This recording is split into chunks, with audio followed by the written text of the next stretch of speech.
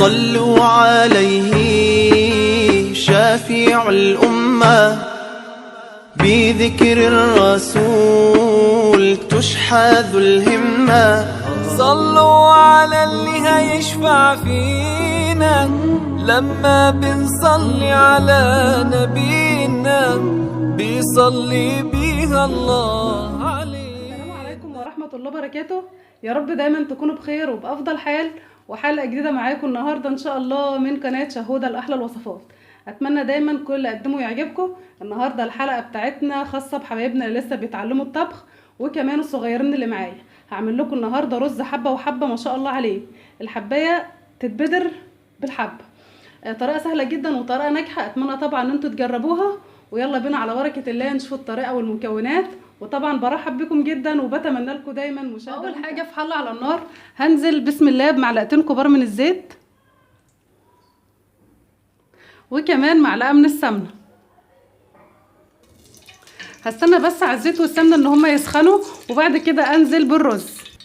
ودلوقتي بعد ما السمنة والزيت سخنوا هنزل بكمية من الرز، طبعا متنقى كويس جدا ومغسول ومتصفي كويس برضو من المية. هقلب بقى الرز وافضل معاه لحد لما ياخد لون ذهبي حلو. ولنفرض مثلا هتعملي كوبايتين من الرز، هتاخدي من كل كوبايه معلقه وتحمريها. هفضل طبعا معاه، ما ينفعش تروحي في حته تانية، تفضلي مع الرز لحد لما تاخدي اللون الذهبي.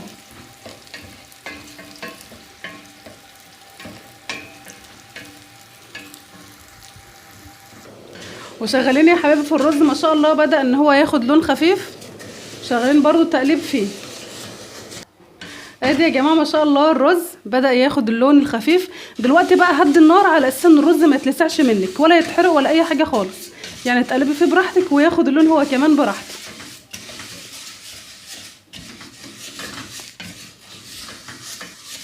وادي يا حبيبه الرز اهو، ده اللون اللي انا عايزاه. دلوقتي بقى جاهز ان انا انزل بباقي كميه الرز، طبعا برضو هي كمان مغسوله ومتصفيه كويس جدا من الميه.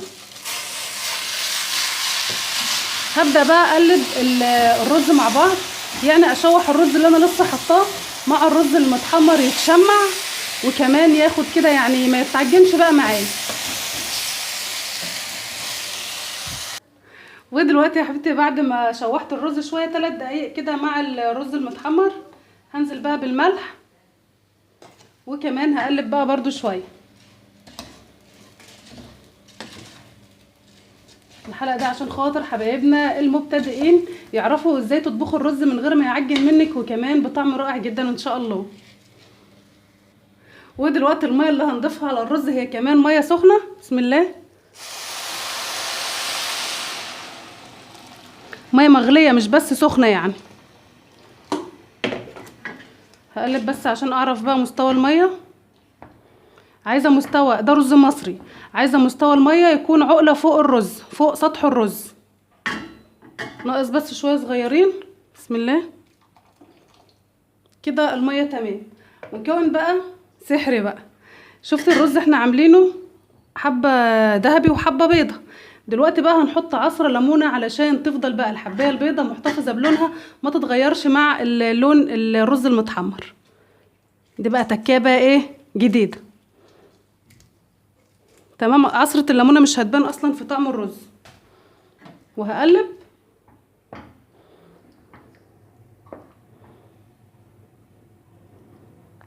وهغطي على الرز. طبعا دلوقتي شغالين على نار يعني ايه فوق المتوسطة شوية. هستنى لما الرز بتاعنا يشرب المية، وبعد كده هديله تقليبة وهدي عليه النار معاكم باذن الله. ودلوقتي نشوف الرز ما شاء الله زي ما انتم شايفين كده الرز شرب الميه. هديت عليه النار، هديله بقى تقليبه كده.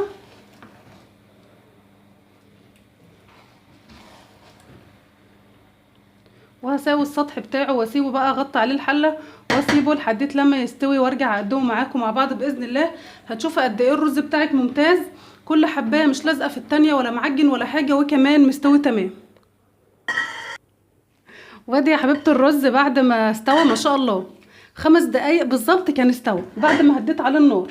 طبعا الميه ضايفينها سخنه والرز مشوحينه كويس مع الرز اللي هو حمرناه ذهبي. ما شاء الله شايفين الرز اهي. ده بقى لو الرز معجن كمان هجيب لكم الحله من تحت اهو. شايفه ما شاء الله الرز عامل ازاي؟ هستنى بس عليه دقيقتين وبعد كده اقدمه، ما تقدمهوش على طول، استني بس دقيقتين يهدى بس شويه.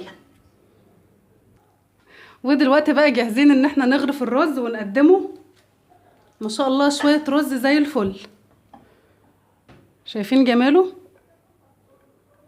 كل حبايه مخصمه التانية. وادي يا حبيبه الرز بعد ما غرفته طبعا. اتمنى ان حلقتنا النهارده تكون عجبتك، واتمنى ان انت تجربي الرز بالطريقه ديت وبنفس الخطوات اللي عملناها، هيطلع معاكي رز ناجح وكمان طعمه جميل جدا. اتمنى طبعا ان الحلقه تكون عجبتكم، وما تنسونيش باللايك والشير وسبسكرايب لو بتشوفوا القناه بتاعتنا لاول مره، واترككم في رعايه الله وامنه، مع لقاء تاني في حلقه تانية ان شاء الله، والسلام عليكم.